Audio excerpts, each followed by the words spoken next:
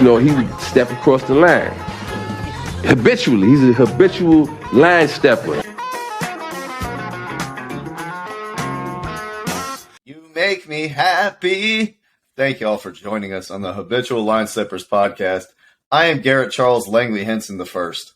And I am Terry Ricardo DeShazo the second. What's good, baby? How's it going, man? Doing good, man. Good to see you. Never a junior over there, unless you're across the mic from me, Terry. Hey, let's go. Also, it's great that you can't have any comebacks because your dogs keep barking, so you'd be muting yourself, and I can really just get in whatever jabs I want to get in. I can just beat up on Terry because he can't say shit because his dogs won't shut up. I can't do shit, man. I'm just sitting here. I'm just relaxing, bro. I'm retired now, just like your boy Brady. Shout out to him. Shout out to the GOAT. Hey, I heard of Sun's Out, Guns Out before, but I've never seen somebody walk around a parking lot with 222s. That was a weird ass retirement, wasn't that? Like, that was kind of strange. He's just like, yeah, guys, I'm done. Like, I'm out of here. Face all close to the camera and shit. Like, he never used a phone like my uncle. Like that shit. Like, back up, right. Dog. Doing a selfie with two hands. That shit was silly, man. Tom Brady is gone for good this time, it seems like. Thank God. There was no WB Studio Productions. There was no 50 testimonials of former players this time. It was just Tom Brady's withered face on a beach proclaiming that he's done. I think we got tired of that Brett Favre shit. So ESPN just like, you know what? Good. We'll talk about you for today, and that's it. Last year, they fucking, like, it was 3-4 days of that Tom Brady shit. But I get it. You know, he wanted to announce his own shit. Shout out to that piece of shit, Adam Schefter, fucking up Tom Brady's retirement. I feel like Tom, he was like, you know what? I'm coming back just because you did it. Because I didn't get to announce it myself. I'm coming back. Playing like shit, too. It's all good. Brady's gone. I love him. Shout Any out to lasting thoughts, Terry? On Big Tom? Yeah. I mean, he was great. He wasn't in my division, so, like, he didn't haunt me. You know what I'm saying? Like, yeah, me neither. Shout out to you, Falcons fan. You're cooked. Yeah, I know that sucks. 28-30. It's all good. It's okay. No big deal, bro. It's fine. It's fine. I know it hurt. But we're passing now. The greatest comeback in the history of football.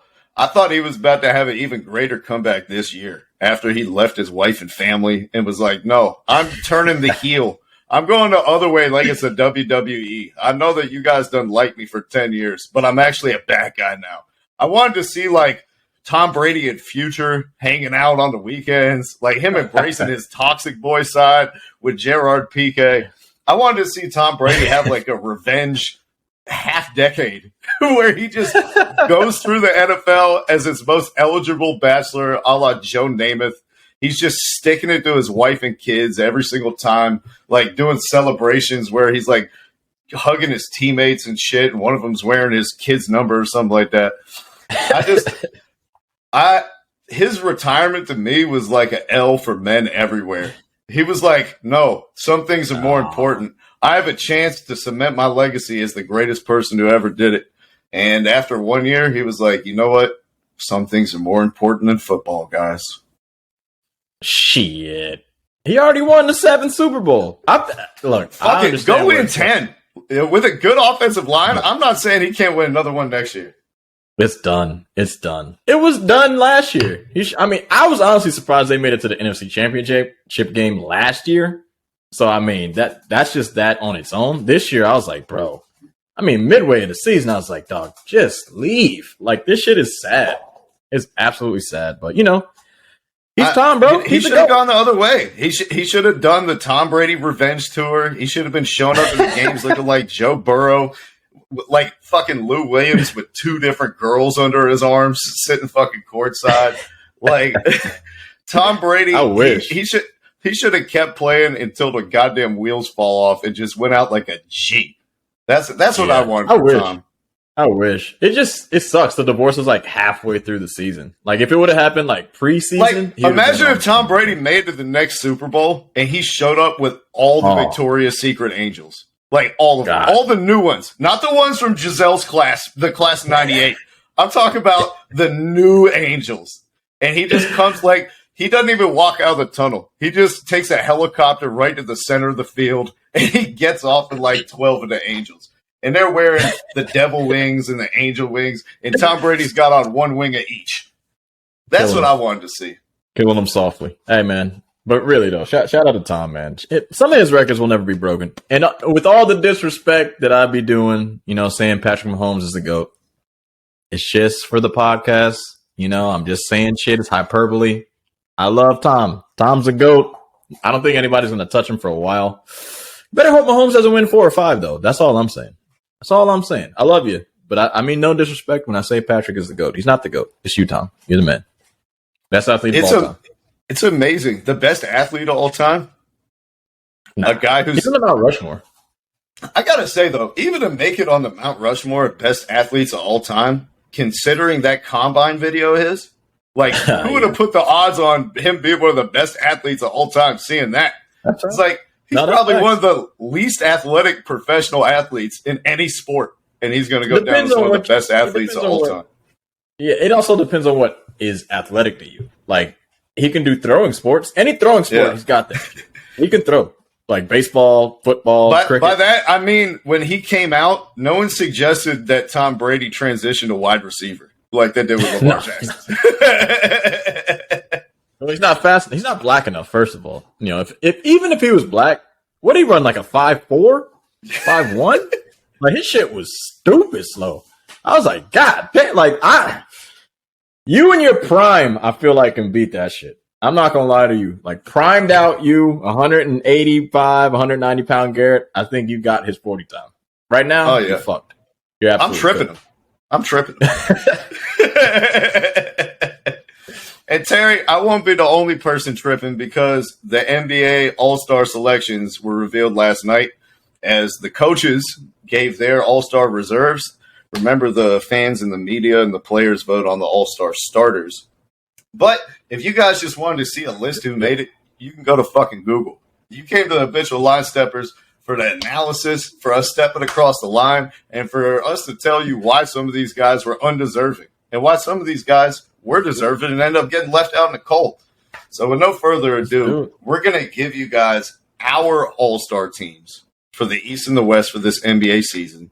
Not what the AP put out, not the NBA official. You guys can look it up. We're only talking about the guys who should have made the team, at least according to me. So with no further ado, Terry, why don't we get into the Eastern Conference? Would you like to give your starting 5 first, or would you like me to talk about mine?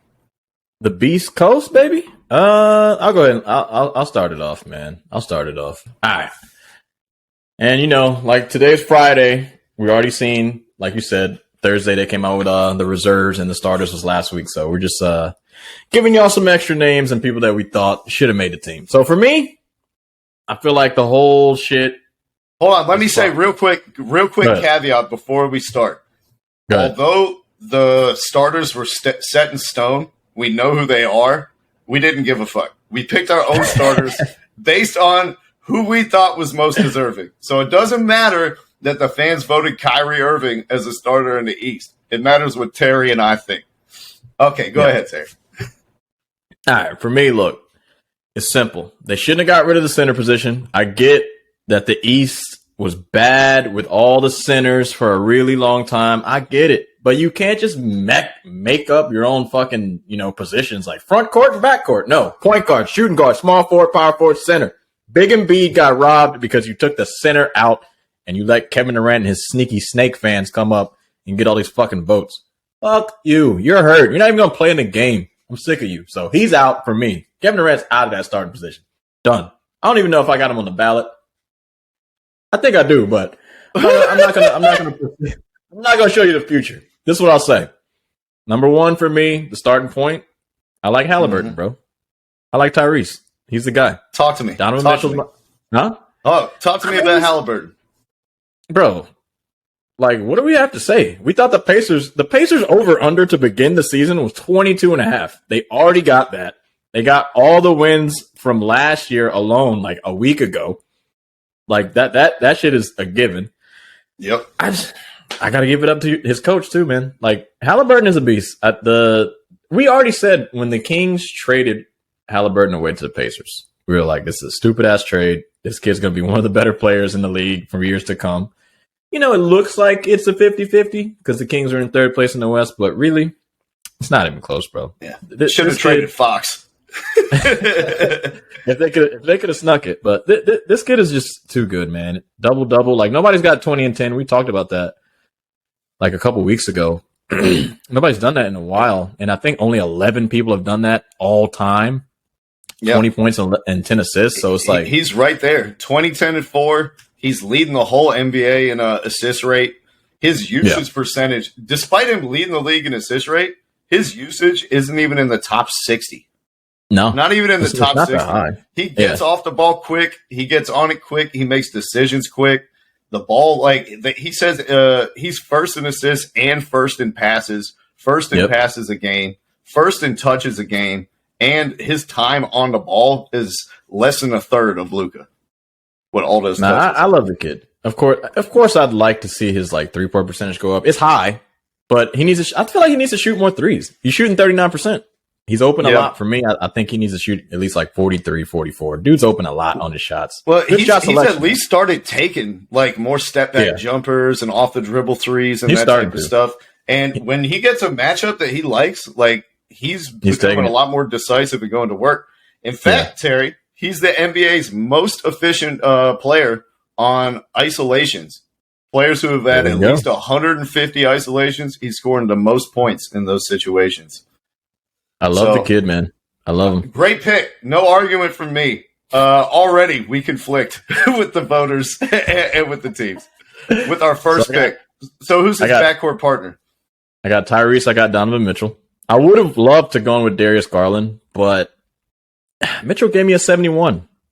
He gave me that 71, and unfortunately, DeMar Hamlin situation happened the same week that Donovan Mitchell scored 71 points in a win.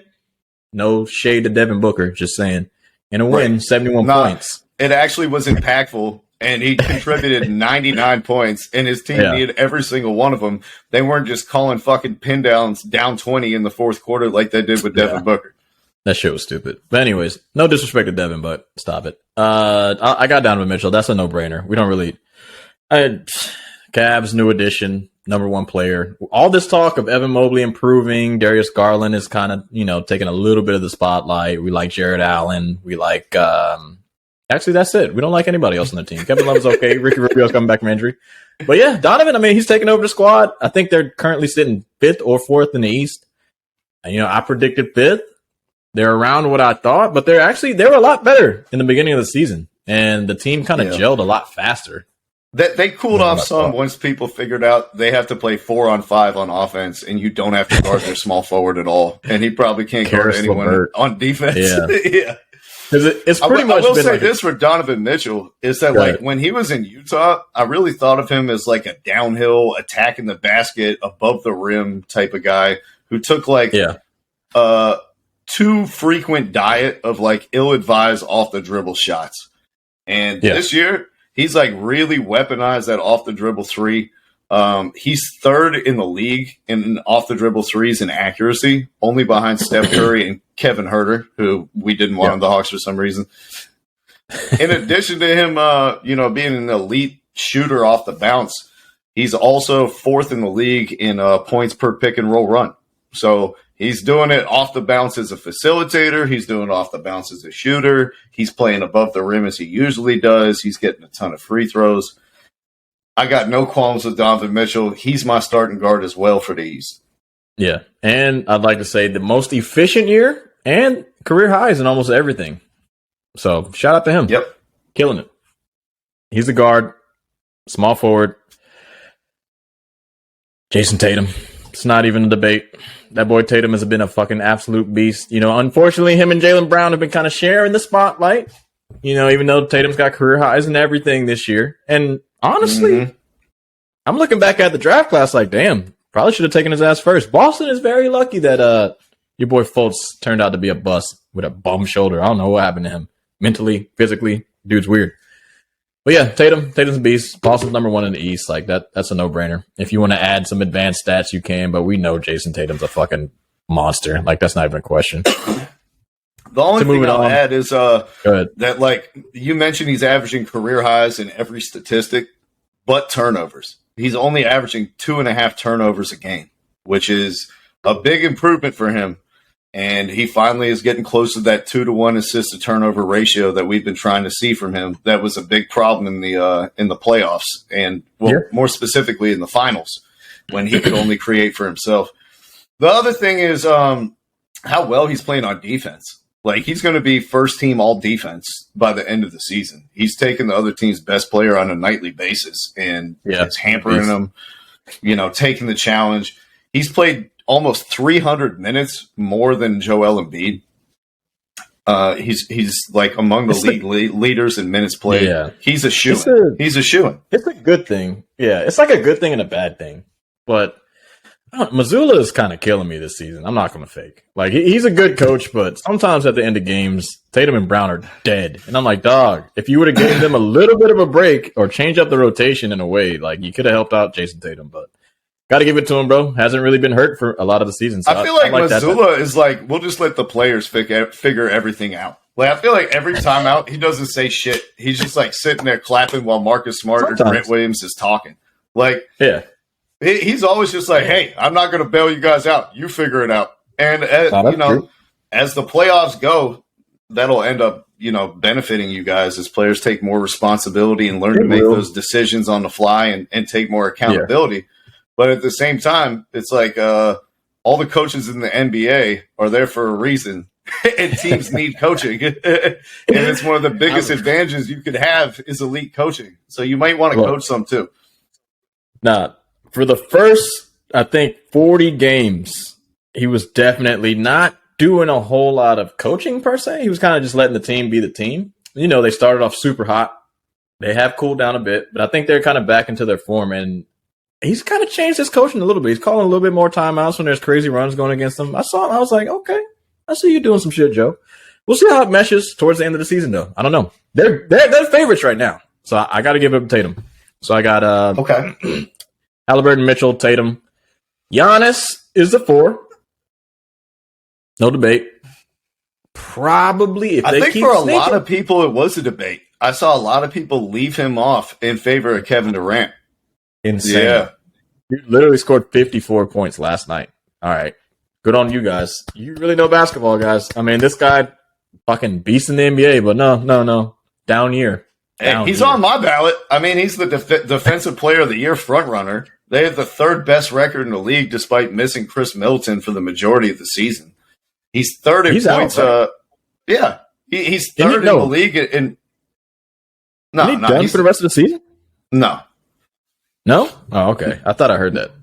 Yeah, no, he's not done for the rest of the season, but he's missed major time this year. And even with all that, Giannis is third in scoring, first in rebounding. He's averaging 5 assists, creating at elite level for his teammates. And he's probably the best defensive player in basketball. So he's going to be starting on my team. He's a beast. I mean, honestly, between him and Embiid and Durant, not Tatum, but between those three, really, Durant just missed the most games. So it's not like because if you put those three together, just for this season in the beginning, I probably would say Durant, Giannis, and Embiid. But Durant, he's not really here with us right now. It's not like he's dead, but he's been hurt, and he's going to be hurt for a while. So had to get him out of there. Giannis, look, forever, whatever you guys want to say, I feel like it's the Patrick Mahomes syndrome. Like, you've seen this dude be great, and you're just like, I expect him to score 35 and 15. Like, come on. What's he doing? He ain't got his second best player on the fucking team all season. Chris Middleton's played 9 games, I think. Like, come on. Give this dude a break. Calm down. People are crazy with this shit. And he's a champion. He gets more slack than anybody. I don't understand it. He's got a championship by himself. Legitimately, with Middleton and Drew Holiday, I mean, those dudes are not Hall of Famers. So I'm just saying. He's one of one, bro. Appreciate his greatness. 100% one of one. 100%. I will say, I want to just double check on Kevin Durant here on his minutes played. I think he's played more minutes. I think he's played more than Embiid has this season. Has he? Total minutes? Embiid is insane. 1,300. Yeah, he's played 100 more minutes than Joel Embiid. Kevin Durant has. Oh yeah, he's got 39 games played. That's so weird. Yeah. I guess just because he missed the last It's 2 weeks. it's the most recency bias. You know what I mean? We haven't seen him for a while, so it's like, oh, he's missed a bigger portion of the season. But he's actually played more than Joel Embiid has this year. All right, that's cool. But So I'm he still just putting missed him on my these- bench. I'm still putting Embiid in over him. Like, he's leading the league in scoring. He's averaging almost 34 points a game. He's averaging 10 rebounds, 4 assists. Philly is the best defense in the league when Embiid is on the court.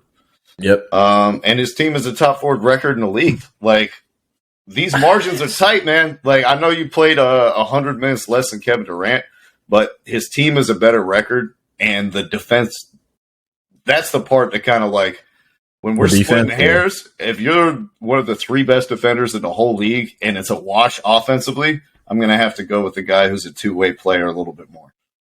Oof. And I just saw him eat Jokic's lunch. Like, this is what I'm going to say about Jokic. I love Jokic. He's probably still leading in the MVP. It's very narrow. It was a larger lead earlier in the season, but it's narrow now. You guys are both 7 feet. You guys both weigh 280 and above. You have to guard each other, Jokic. You cannot fucking run away and try to not guard Joel Embiid. That shit is comical as fuck at the end of the fourth quarter and the second half of that game that I watched. Wait a minute. Not like that. I understand switches. I think you got things flip-flopped because he actually easy on the spent the switches, majority of his time on Embiid. It was PJ Tucker who ended up guarding Jokic the entire second half, which A lot was of like switches. the key. Which was the key. No, he started on him. Like that was his primary assignment. And they moved Embiid off of him to be the Robert Williams help defender and give Jokic fits. Well, they both ain't guarding each other. What the fuck are we doing? Come on. I think Jokic, Embiid came into this game like I had a point to prove. Like mano y mano, I'm going to show the world that I'm better than this guy. And I feel like Jokic was very much like not trying to get caught up in the individual battles. It was like, I don't give a fuck about Embiid. He's not my rival. I'm just going to play my game. And they ended up needing more from Jokic. And he was like, no, I'll just continue to let the offense function and dump passes off to people in tight windows and all this other stuff. And they actually need him to turn up the aggression meter a bit. That you're pissed off. Turn up the individual challenge meter and come rise to the occasion. Because I feel like it was a very ho-hum, nonchalant, nondescript performance. Yeah, from Jokic. Works, and Embiid was clearly geared all the way up to prove a point. 47. He scored 47 that game. I'll talk about Jokic when we get to the West, but I don't know. Embiid is sneaking up there for me. MVP talk, so he's a starter. And honestly, for him to not be a starter is fucking insane. I don't get it. That shit is baffling my fucking mind. And I hope he wins the MVP this year, honestly. I really do. I want him to win the MVP. Make this shit a fucking joke so they can change it again. Because these dudes are going to be nice for the next 5 years. Like, yeah. I mean, he's been the MVP runner-up the last 2 seasons. 2 seasons in a row. And now he all doesn't the make advanced numbers and shit. He's second or third in each one. So I don't know. What are we doing here? Hey, this podcast, you never have to worry about us appreciating big men. All right? If you come here, you know the big men are always going to get their flowers. But giving the flowers out to these guards on the East Reserve team was a little bit more challenging for me, Terry. All right. I struggle. Well, let me start with the easy one. Okay. Jaylen Brown. Jaylen Brown is my first reserve guard. He's the number 2 option on the best team in the NBA. He's averaging 27 points a game. Yep. He's shooting almost 60% on twos.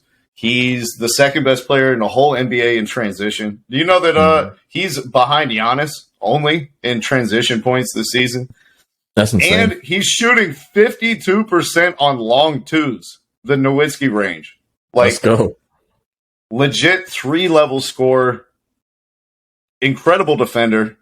He's going to be he's going to be an all NBA selection for defense. When you're putting up 27 points from all areas of the court and you play that high quality of defense and your team is winning on a nightly basis, I don't see why you shouldn't be part of my all-star team. Come on down, Jaylen Brown. Hey, do Jaylen Brown and Jason Tatum work as a duo, or should we trade one of them? I think you should trade Jaylen Brown to the Hawks. Oh god, you guys Send him are in home. trouble. Bring him home. Y'all are in trouble. You're making the playoffs though, but Hawks are in trouble. Anyways, Any disagreement? You're still with me on Nah, Jaylen Brown? let me see. Jaylen Brown being first. I'd probably still say Kevin Durant's name first. That's all. No. I was just doing guards. Guards first, then forwards. You're right. You're right. Yeah, man. Nah, no objections. Nah, there's no objection. Like if the Wizards and Beal actually played more games, but not really anybody. Now I have objections to my next selection. This is the hardest one out of everyone for me to pick. The second guard spot in the East. There are all different types of people you could throw up for this, whether it was James Harden, Kyrie, Trae Young, Drew Holiday, the list goes on and on and on. I had to set aside my personal bias for this and take a step back. And I selected Kyrie Irving as my second reserve guard for the East. Had to be. He's a beast this year. Was it hard for me ultimately to select a player to be an all-star whose own team asked him to leave for a portion of the season because of his deleterious effect on it? Yes. Yeah. Yes. And when you're splitting hairs between him and Drew Holiday, and you see that one of the teams desperately wants that guy to be on the floor and the other team is asking him to stay home, that's generally a pretty compelling point. But he's just been so goddamn efficient this year, man. He scored 86 points in back-to-back wins without Durant last week. He leads the whole NBA in fourth quarter scoring. He's seventh in the NBA in Raptor WAR. And are you ready for this, Terry? Go ahead. He has a positive defensive Raptor, which ranks above DeJounte Murray, LeBron James, Quentin Grimes, and Jaylen Brown. Yeah, I think one day they'll get the defensive, You can look rating. at whatever analytics you want. He's positive in all of them. And if you watch the games, you'll see the fact that he's been a positive defender for them this year and has been good in terms of effort, accountability, and toughness, knowing where he's supposed to be. I got to give more credit to like Claxton and the people behind him. Like one day they'll get the analytics right for defensive, but it's a little off. I mean, like, look, does it look like he's playing better defense? Yeah. Looks like he's giving a little bit more effort out there, but I'm not seeing like fucking better than Jaylen Brown. You know what I'm saying? Like the analytics for defense are still just a little off, man. I don't know. Like it's not there for me yet. It's not there for me yet. It's hard to judge. Bottom third in the league in blow-bys. I mean, that's a pretty easy stat right there. Easy. So, like, yeah, he's getting blown the fuck by. That's easy. No, I'm saying he's not. I'm saying he's not. He's not getting blown by. Bottom third? Yeah, that's what I mean. I don't know. All that, and he's averaging 27-5 on a team that's 11 wins above 500. So if I'm splitting hairs with some of the other guys, he's actually impacting winning this season. As much as I would like to leave Kyrie Irving off for theoretical and philosophical purposes, he's just too good, man. And even the hater in me can't deny it. He deserves to be on the All-Star team. Yeah, he's the third best guard in the East. I don't think there's a conversation about that. Like that's a given. He has maybe four. He has been this season. Yeah. So he's in there too. He made your reserve list. Yeah, definitely. All right, now we can talk about his teammate Kevin Durant. All right, we don't have to spend too much time on KD. If he wasn't making the starters, you knew he was going to make the reserves. He's averaging 30. He's shooting almost 60% from mid-range. He's made more mid-range jumpers this season than 13 teams by himself. And somehow he still played more minutes than Giannis and Embiid.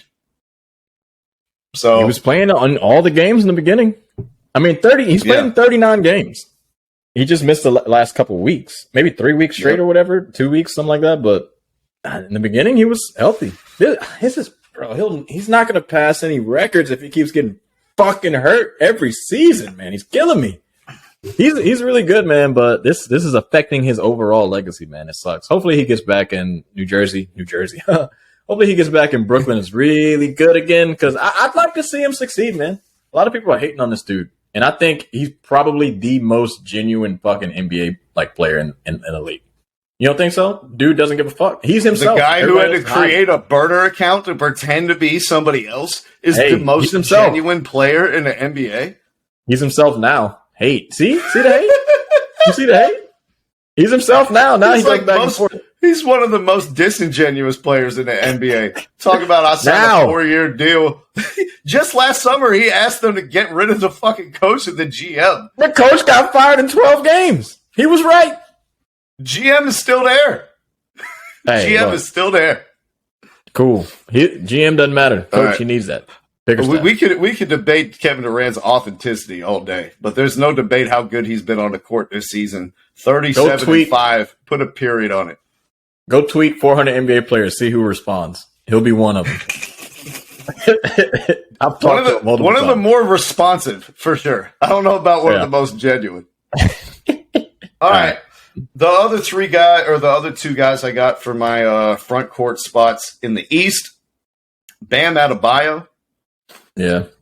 been a rock for the Heat. Another guy who's in the Defensive Player of the Year conversation. He's Keeping them seventh. afloat. Yep, seventh in defensive real plus minus. He switches on to everybody. He's still like the best switching big man in the league, either him or Nick Claxton. Yeah. And he's averaging the best year of his career offensively. You know, he's putting up 21.5 points a game, 10 rebounds, 3.5 assists. They run the whole offense through him. He's being more assertive on defense. He's the linchpin of everything. Like, their team has been crumbling all around him all season, and Bam has been the cornerstone for them to hang their hat on. So he's in 20 there. and 10, baby. Love to see it. 20 and 10. Love it. No arguments. You still with me? He's on there. He's on there. This is his best season of his career. He's on there. And the Heat, I think Butler has missed a lot of games. So it's mostly been him. He's missed 14.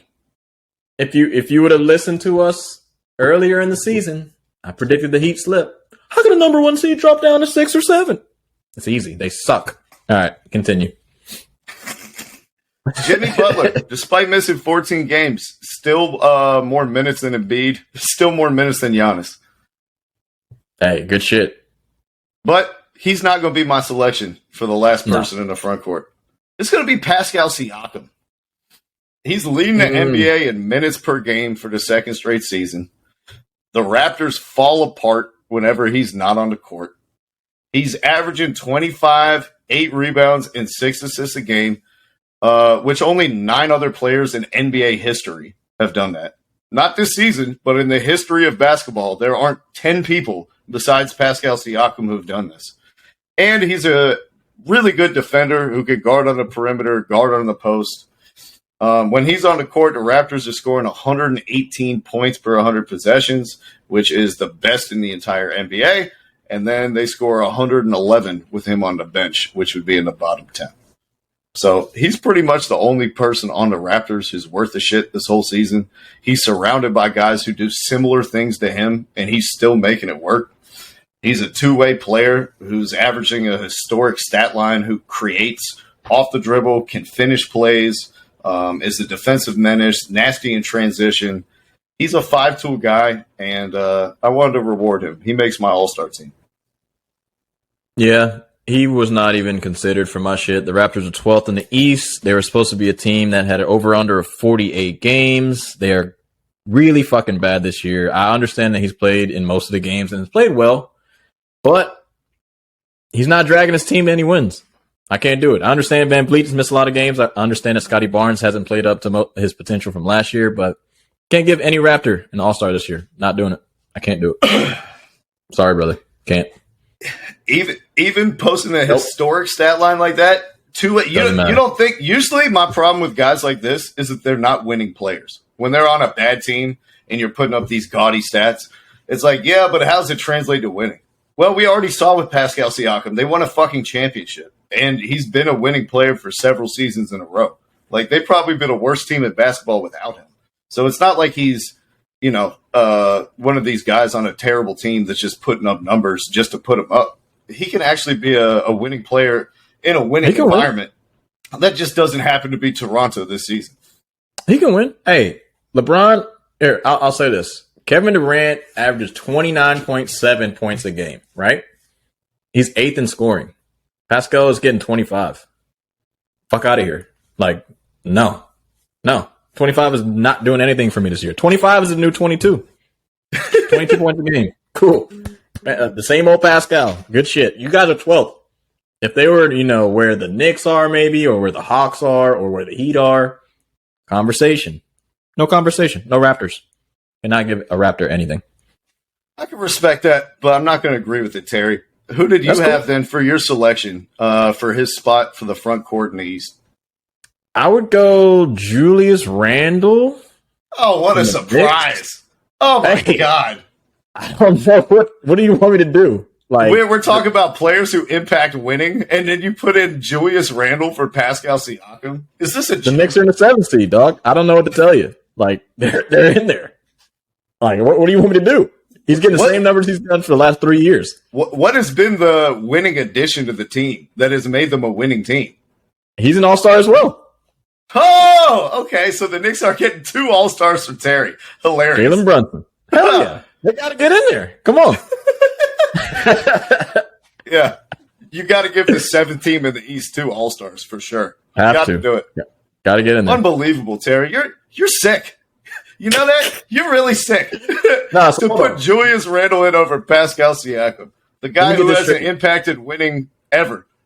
No, So how many reserves are there? 7, right? 1, 2, 3, 4, 5, 6, 7. 5 3-court or 3 front court, 2 back court, 2 wild card. So you got Jaylen Brown, Kyrie Irving, Bam Adebayo, Kevin Durant, Pascal Siakam. Who else? I haven't gotten there yet to my wild cards. So that's 5, and then there's 2 more? Mm-hmm. Yeah, no Siakam. How can you put a Raptor on? I'd rather see a Hawk. I'd rather see someone in the fucking playoffs, bro. I don't know. He's a way better defender than Randall. He's scoring. Who cares? Clip. Bro, here's my thing. Halliburton, the Pacers are playing better than what they're supposed to be.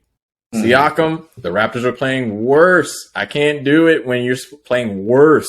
He's playing great. Here's my thing. You propose a trade straight up, Julius Randle for Pascal Siakam. Who says no? The Knicks. We don't want that scrub. Look. Seriously, though, if I'm being serious, if Siakam,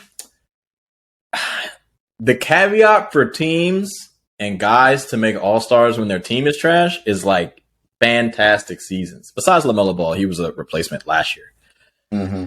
If he was getting like 28 and almost 10 rebounds and like 4 or 5 assists, maybe he could do it with his defense. His defense is fucking great.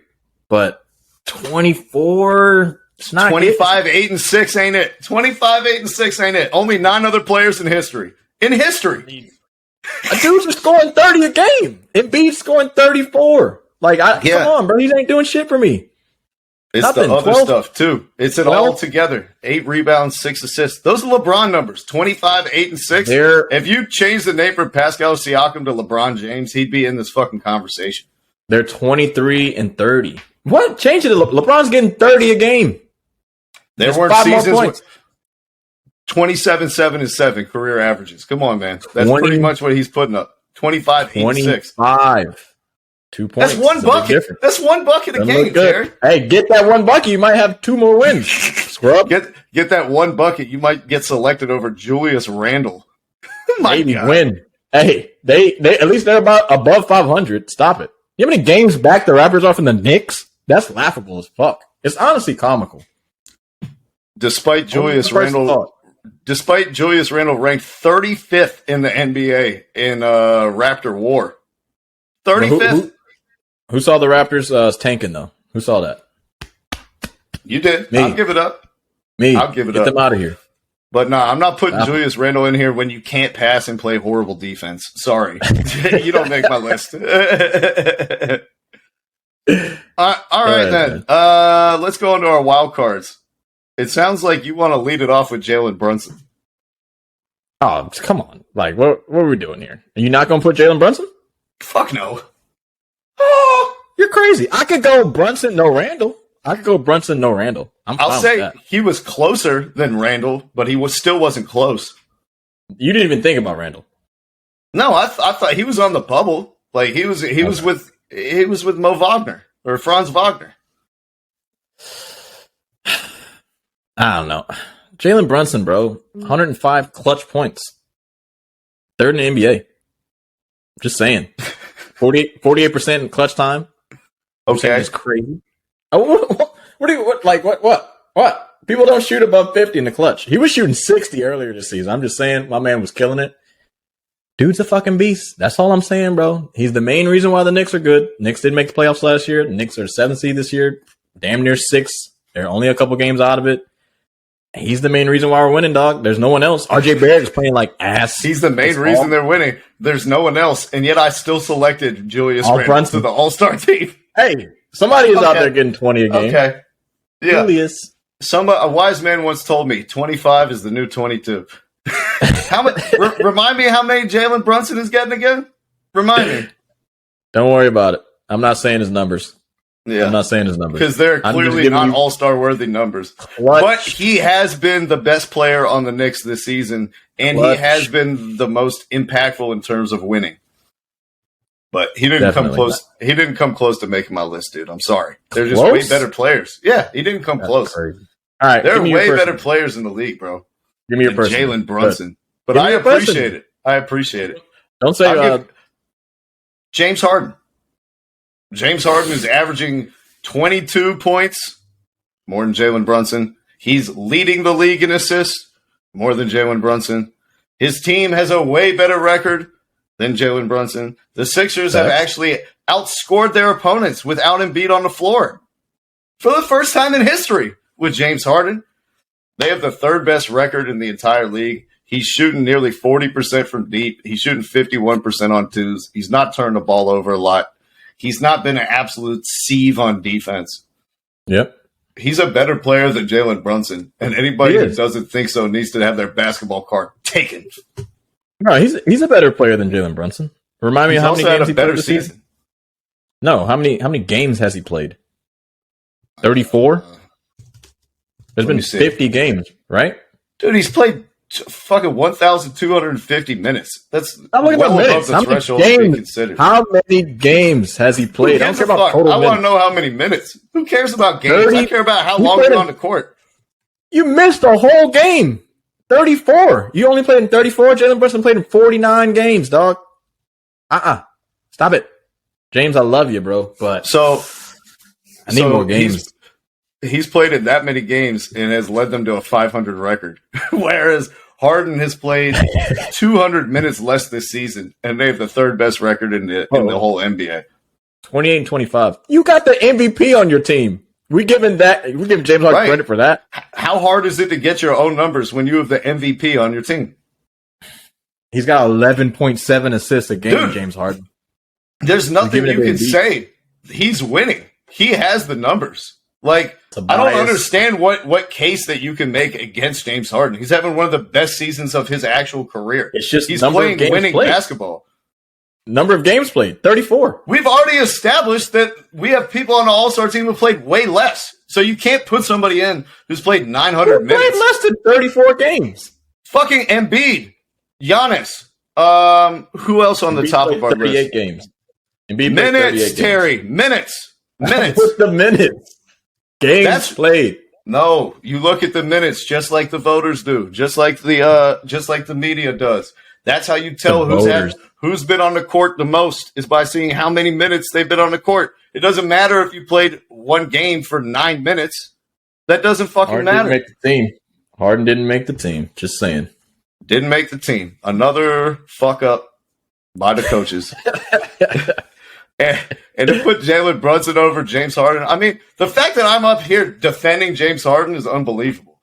Like, I've done nothing but trash this guy his whole career. But the pendulum has swung too far, Terry. When we're putting Jalen Brunson over James Harden, a team that's 500 over a team that's fucking like 12, 13 games over 500, what are we doing? You're going to give the Knicks 2 All-Stars but not the Sixers? No, I was just joking. I just got Jalen Brunson. No Randall. I can take Brunson and Harden, but there's one more guard. No, you can't. They play the same position. You need a front court player. Stick with your guns with your bad pick with Randall. Good. They don't have any we doing no positions and shit. Nah, fuck you guys. I'm doing my own shit. I'm gonna fuck whatever. My last wild card is Jimmy Butler. Jimmy Butler's an elite two-way player. He's averaging 22 points a game, Terry. He's a first-team all-defense. He's averaging over 5 assists. He's shooting over 55% on twos. He never turns the ball over. And he's having the best season of his whole career. His true shooting percentage, 62%. Elite mark. He's top 10 in estimated plus minus. Elite mark. He's been excellent in close games.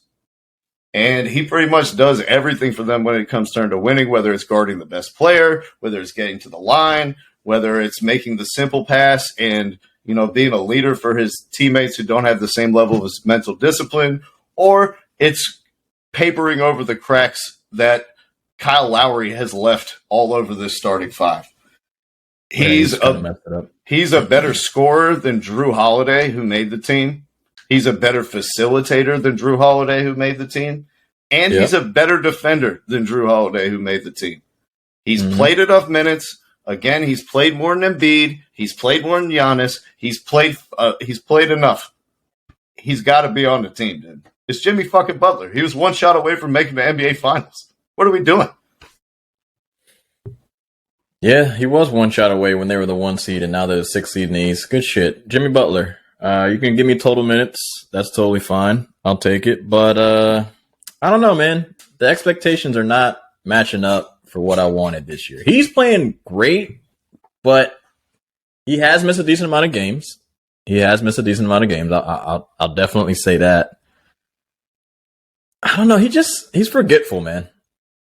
He's just a forgetful dude. Like I'll be forgetting about him. Like I don't know what to say.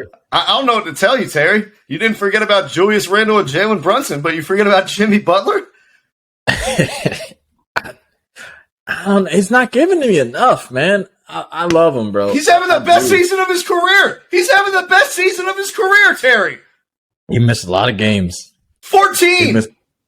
They missed a lot of games, dude. They were the 1 seed last year, man. What do you want me to do? Are we giving awards for last year or this year? What are we doing? How about this?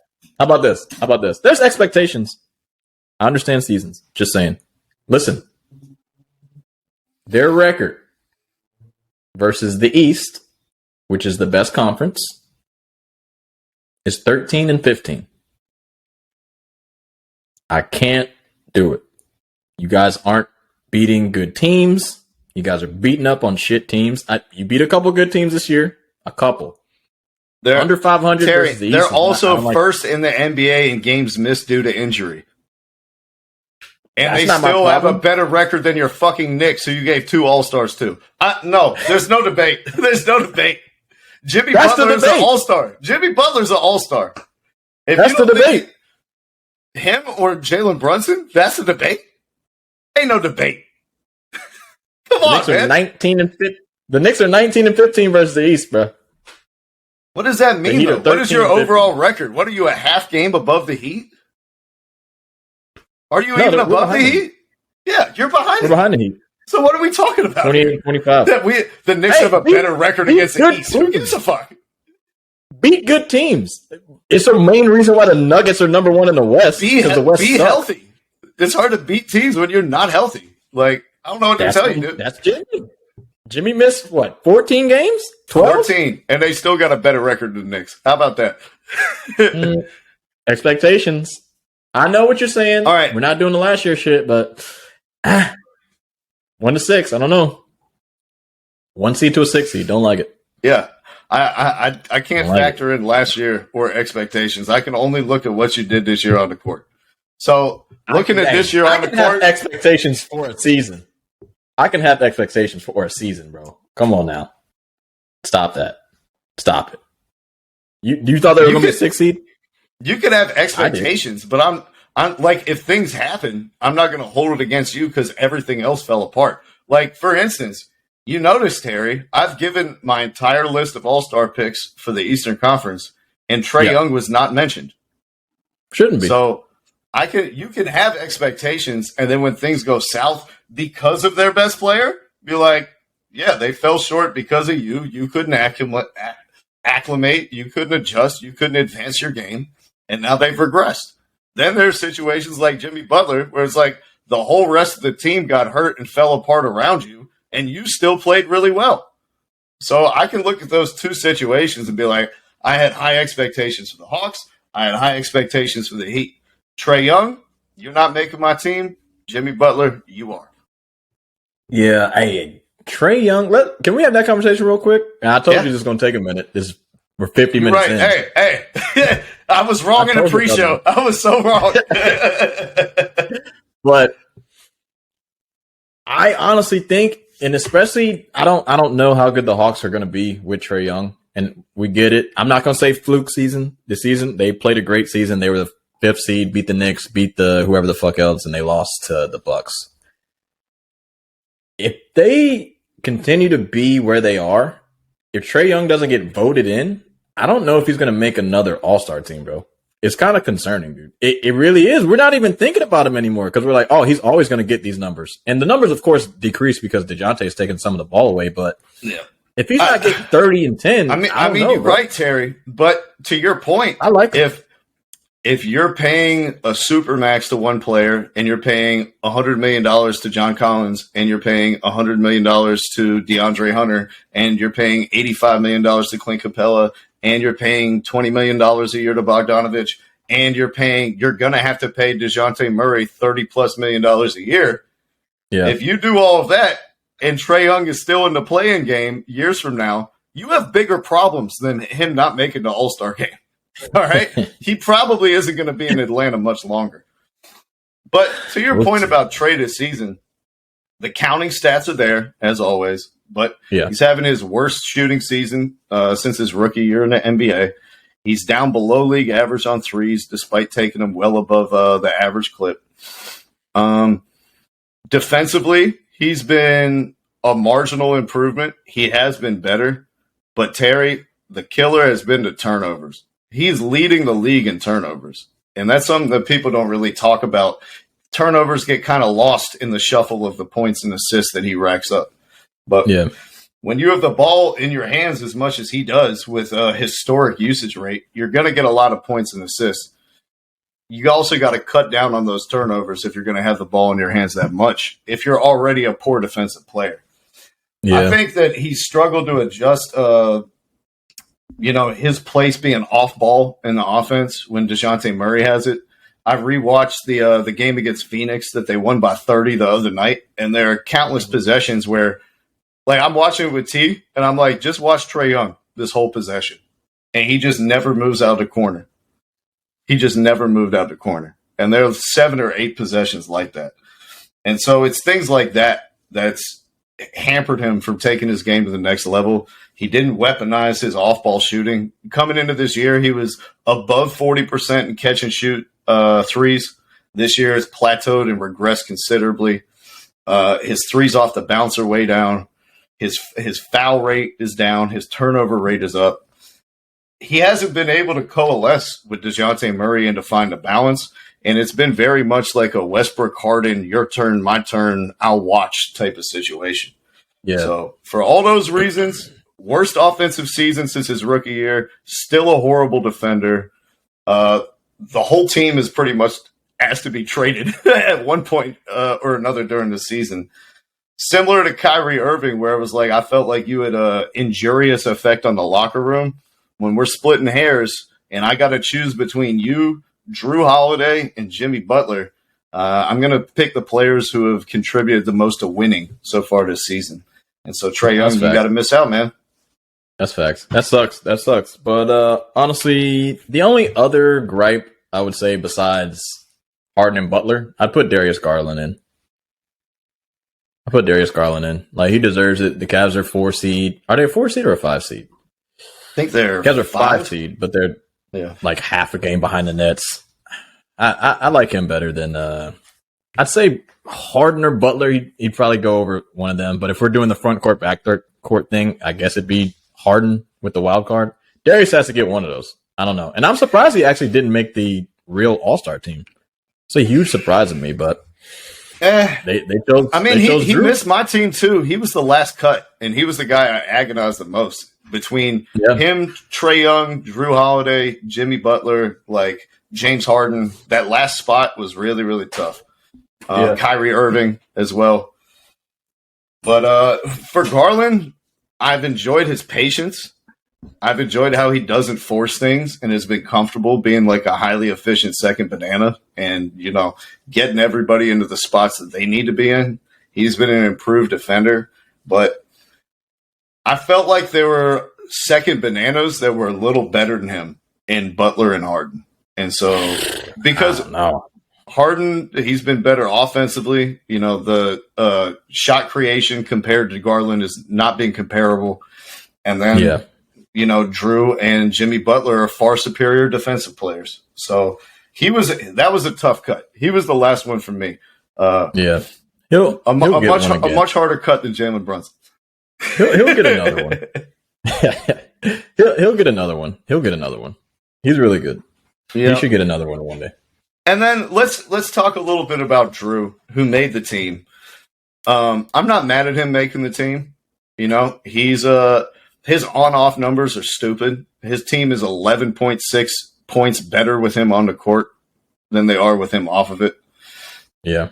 You know, he's averaging career highs for every category, 19.5 points, 7 assists, 5 rebounds, 1.5 steals a game.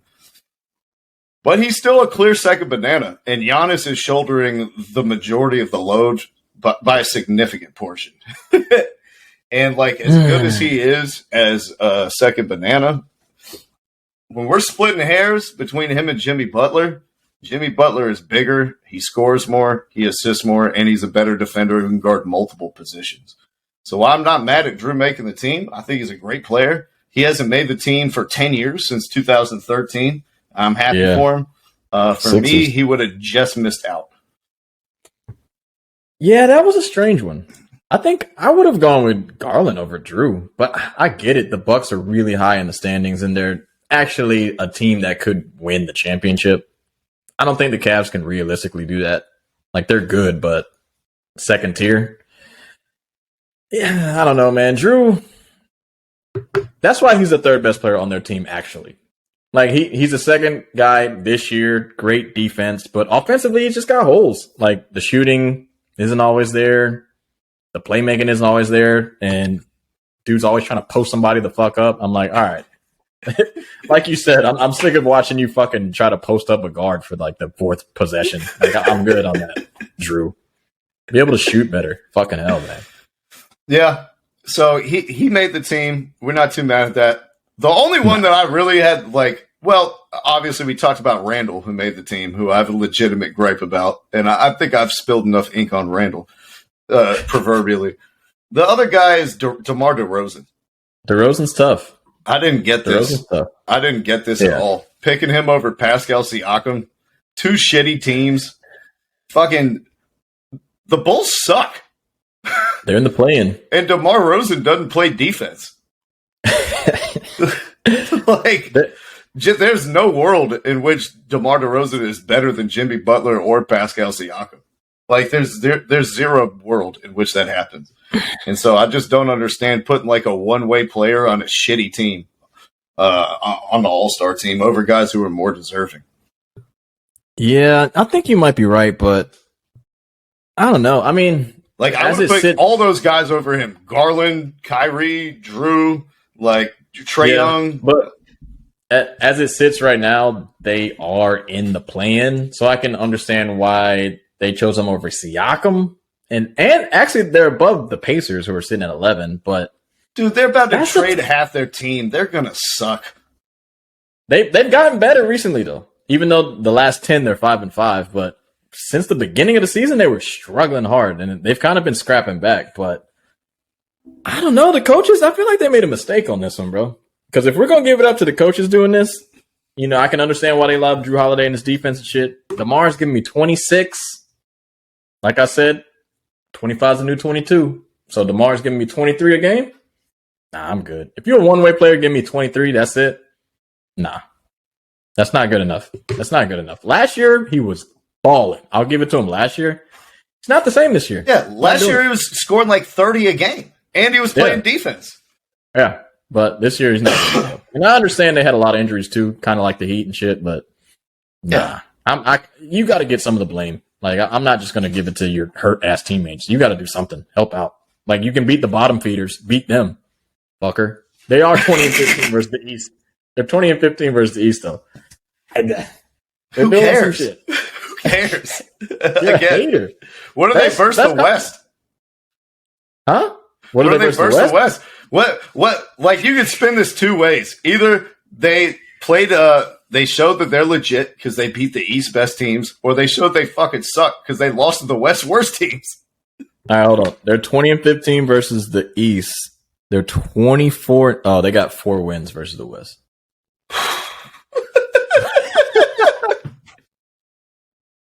I didn't even have to do the math. I was like, you know what? No.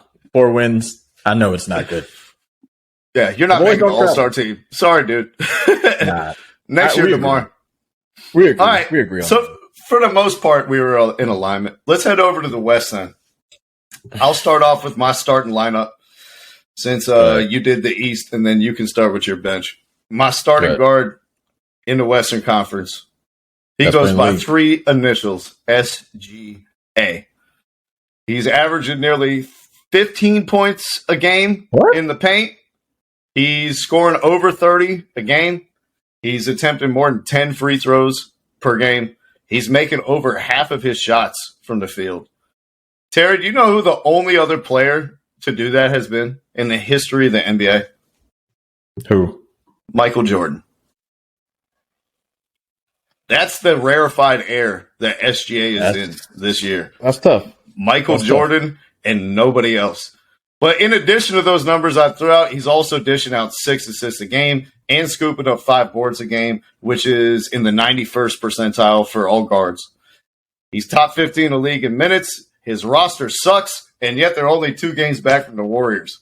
He's played almost 500 minutes more than Curry, which was my hair splitter on this one because I was going back and forth, Curry or SGA or Curry.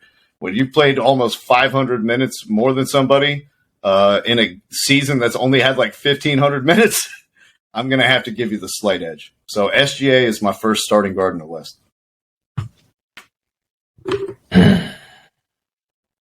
I want to have a gripe, but it's not a big enough gripe. I think I can let it go.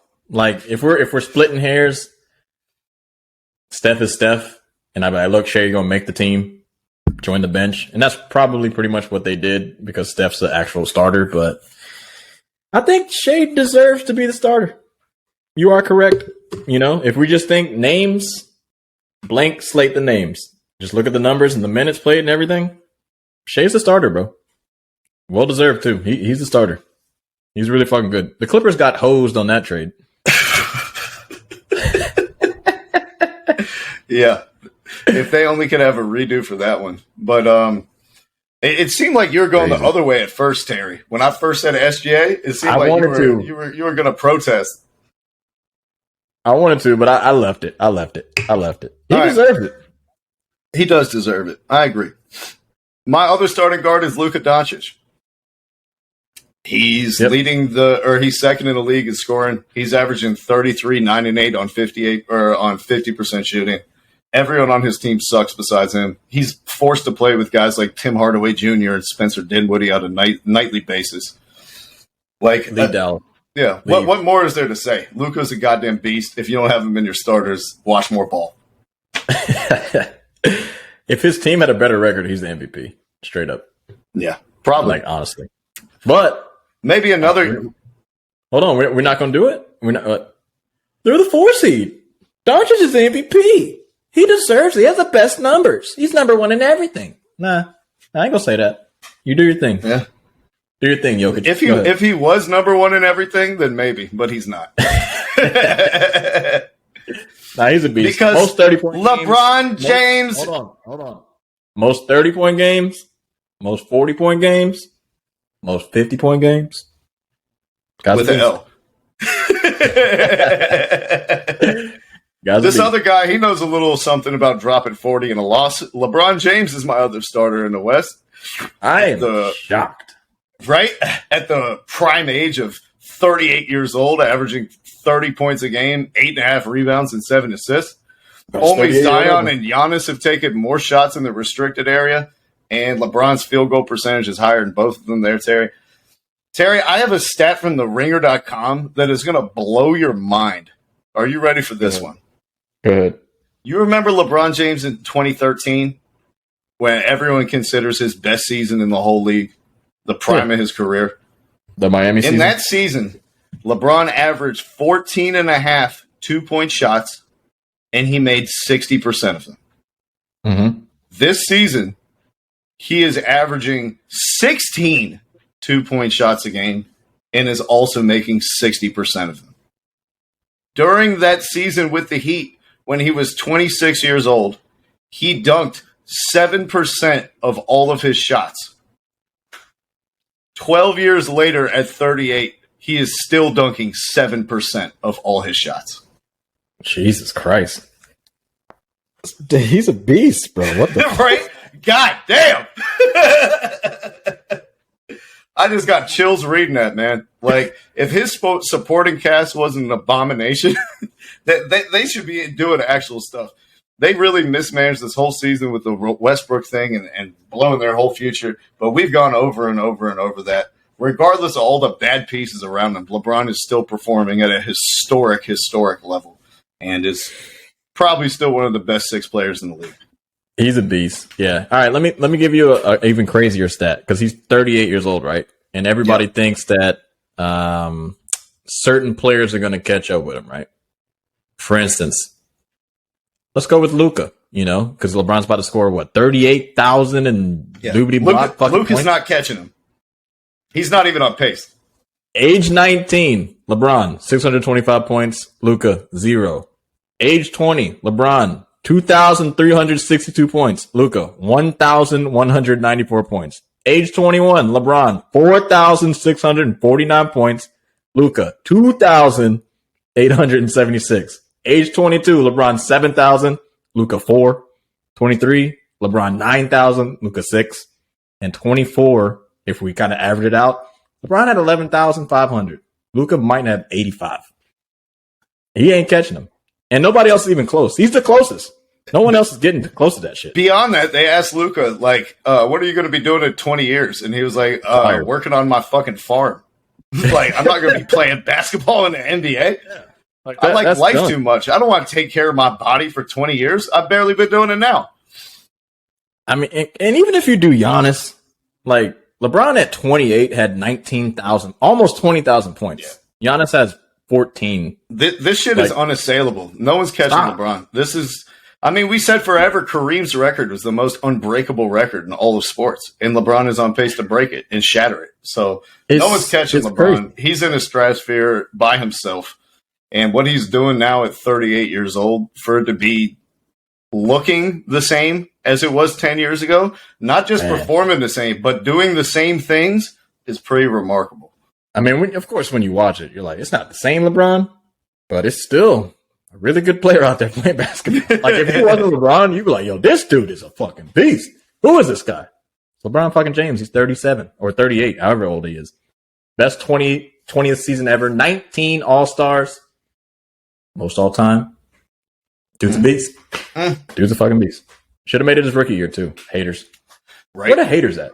LeBron is always number one. Like, I guess this hate is not warranted. I guess there's not enough LeBron hate for him to be the number one voted player every year for, like, the past 15 seasons. In terms of most hated? Who gets hated more than LeBron? Anybody? Nobody. He's the most prominent. He's been the most prominent for 20 years. Yeah. I don't know. Shout out to Steph, but LeBron, he got you beat, bro. Shit's crazy. Yeah. Keep it moving. I got no gripes. Steph. Yeah. You coming in on my reserve list, though, Steph. Because I got some big boys that are in my starting 5. And it starts with Nikola Jokic. We don't need to talk too much about Jokic. He's the 2-time MVP. He's averaging a triple-double. Triple-double. He's putting up 25, 11, and 10. His team has the best record in the league. Correction, he's putting up 22, 11, and 10. 25 is the new 22. Sorry. Need to regulate those numbers. Jokic, he's killing it. I don't know, man. Those points per game, I might be griping that shit. I don't know. I mean, dudes are averaging 30. There's like 5 people averaging 30. Durant's getting 29. Tatum. Yeah. Are they getting 10 assists, though? Are they getting 10 assists, though? 8. Nobody's getting 8, but what do you like? You like 25, 10 and 10? Or do you like 30? I like it. 37 and 7. 37 and 7? No. I'd rather have 25, 10 and 10 because everybody feels more connected. Like, Got it. Yeah. Playing with Jokic is like playing in the triangle back in the day. Like everybody touches the ball every 3 seconds, which means that you're going to hustle harder on defense. You're going to run the open floor. Anytime somebody makes a cut on the Nuggets, they make it at full speed, expecting to get the ball in the tight window. That's all because of Jokic. And people aren't going to do that if he's, dominating the ball like Luka Doncic. Is he still your MVP? Yes. Yeah? Yep. Okay. Is it somebody creeping, or has he still got a wide margin on you? No, I think you don't want to be a prisoner of the moment. But at the same time, head-to-head matchups count. And what Embiid did to him counted. And I think it helped Embiid make up some ground. Yeah, it did. Luka. Nikola, I need something, bro. I need something. I don't want to move you, but I'm gonna move you, dumbass. He's at the top, but he's got to give me something. You got to give me 40, 15, and 20 or some shit. You got to give me something crazy. 16 assists, I like that. But I want points, bro. I need it. If they stay with number 1 record, though, I think they got it. He might give you a 20. He might give you a 20-20-20 game this season. He might go Barbara Walters 2.0. You never know with him. It's whatever defense. That's the thing I love about him too. Is it's like he's gonna get whatever the defense gives him. It's all reactionary, and to some extent, Terry, this is why I felt like he lost this battle to Embiid because it was like not enough about Jokic. It was too much about taking what the defense gives him and making the right choice from there, and wasn't enough about forcing the defense into a bad decision and then going from there. But I love the effect that it has on his teammates. And it's no surprise that you put in guys like Bruce Brown and Kentavious Caldwell-Pope, who nobody considered like elite offensive players. And they've slotted in seamlessly, and it's because of Jokic. Yeah. No, you're right. All right. Go ahead. Last one, starting on my West team. This is hard. He might look like Jokic. He might play like Jokic. He might also be from Eastern Europe like Jokic. But he's not Jokic. He is the son of Arvydas Sabonis, Jokic's spirit animal, Domantas. Yep. He's leading the NBA in points per post touch. The Kings are performing nearly 12 points better per 100 possessions when he's on the court. He leads the league in rebounding and is averaging more assists this season than any player in history not named Wilt Chamberlain or Nikola Jokic. He leads the league in rebounding? Yeah. I thought it was Giannis. No? No, Giannis is second. Oh, okay. Yep. Beast. Oh, wait. Hold on. No, it's tied. 12.3. Okay. Well, last night when I had updated it, he was still first. But yeah, you're good. Go ahead. That's a bonus. For me, he makes it over Zion. He's played 600 more minutes than Zion has this season. They're both... Zion's not on the list. He made it as a starter. Yeah.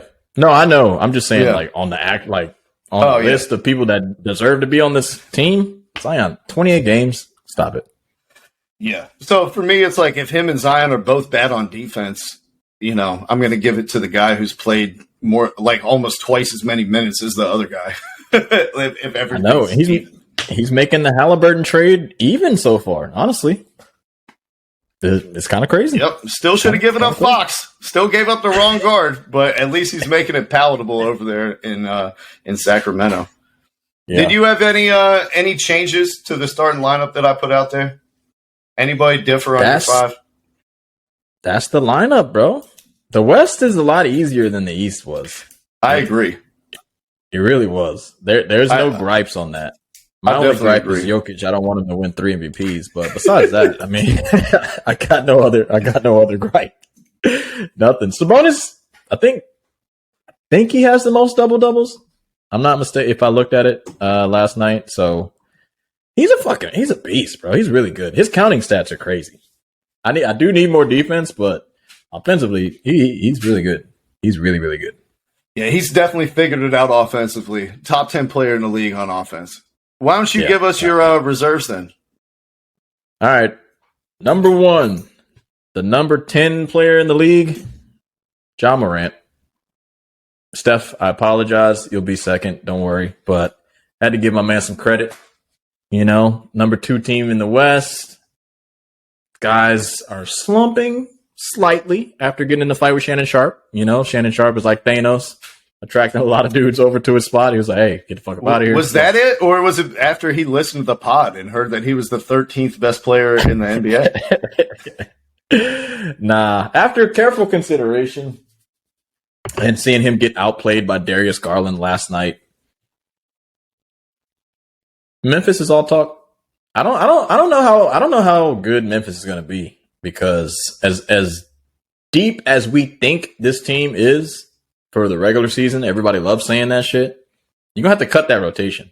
You're going to have to find a solid 7, maybe 8, because once you start going to 9 and 10 and 11 and the other teams are only playing 7 or 8, you're going to see a lot of disadvantages that don't go in your favor. So they got to figure some shit out, but I'll give Jock They credit. need to take our advice from a month ago and hurry up and trade for OG Anunoby before the trade deadline expires, and package like 3 of these rotation guys for one guy who can actually play in the playoffs. Yeah. Somebody needs to trade for him. Honestly, if the Raptors get Wembanyama, I'd love that. Like, send him to there. That's the team I want him to go to, because then your whole length and all that bullshit you were talking about, all 6'8" and switchable fucks, that's the team you want him to go to, because they need somebody kind of big, you know, guarding bigger guys. Otherwise, Toronto's garbage. But yeah, I don't know. Memphis is missing one person. They need somebody. Shout out to Jaren Jackson. He's playing well for them too. But shout out to Ja Morant, who's shooting 31 times a game, which is a top 20 mark of all time. He's got to do it. 31 times a game, man. That shit is crazy. That's like T-Mac on the fucking Magic numbers, bro. He's tired of Dylan Brooks shooting these shots. Yeah, he's shooting it 31 times a game and scoring 27 points. He's 5th in the league in assists, dishing out 8 a night. But I still put him on my list as well, Terry, because Memphis has a top 10 offense, and that's because of Ja Morant. You know, even if he has some inefficiency, he's the straw that stirs the drink to a top 10 offense. So whatever nitpicks you may want to have, they're just nitpicks, because they're still really efficient and really good on that end of the court. I don't know. Sometimes when he's not on the court, they look better. Yeah. But you're on the team. You're on the All-Star team. He made it. He deserves it. Who's his backcourt partner? Is it your boy Steph? It's got to be, right? Yeah, Steph's number 2. We can move on. Steph's number 2. Always number 2, Steph. Second and the best in the generation, too. Good player, though. Except he shoots all threes. No, that's facts. I will say about his shooting this year, dude, he's taken nearly 7 pull-up threes a game, and he's making 47% of them. Steph is. On pull-up threes. 47% on off-the-dribble pull-up threes. That's a cheat code. Like, that's fucking ridiculous. Shoot more. I don't even understand why he shoots 2s. Like, why? Why shoot a 2? Just make all the records unbreakable. His 3-point record, I don't think nobody's touching that shit. Nobody's touching his 3-point record. He broke the 3-point record how old was he? 32? Yeah, something like that's that. Crazy. If LeBron broke the scoring record at 32, like, come on, bro. That would have been insane. But yeah, great. First greatest Steph is 9 All-Stars only. Injuries. This will be his 9th All-Star. Shout out to you, Steph, though. You're great. You're great in my book. I don't think you'll ever be a top 10 guy, but you're really good. You're good. You got a gripe with that? You got a gripe with that? We're not relitigating that in the middle of the All-Star pod. Who's your first front court reserve, Terry, in the West? Oh, you want me to give a front court? Yeah, you just did the back court. Now we got to do the front court. It's kind of ugly. I didn't want to do it, but Paul George. I'm going to say his name first just to get the ugly out. The Clippers are 4th in the West, way higher than I thought. I thought 4 is the maximum. They'll never get higher than 4. I don't care what anybody says. They have one of the best rosters. Just because they picked up John Wall doesn't mean they have a good roster. Shut the fuck up. But yeah, he's the the most consistent guy that's been with them for the majority of the season. So I got to give it to him. Yeah, I got no qualms with PG. I actually selected him as well, and he made the actual team, which I did not expect. By the way, when I was doing my roundup of internet, selections by different writers and whatnot, I saw that he was getting left out in the cold more often than not. But for me, it's pretty simple. Yeah, he's an elite defender. Yeah, he's an elite defender at multiple positions. He's averaging 23, 6, and 5. He's efficient. Like, he's an all-star. I don't know what to tell you. He can guard fucking guards or forwards. He can dribble. He can create. He can shoot. He can shoot it. He can finish at the rim. Like, what are we talking about here? Like, who else is supposed to make the all-star team? Like, there's really not that many front court people in the West. If we're being completely honest with ourselves, look around the league in the West. Not a lot of wings out there killing it. Just saying.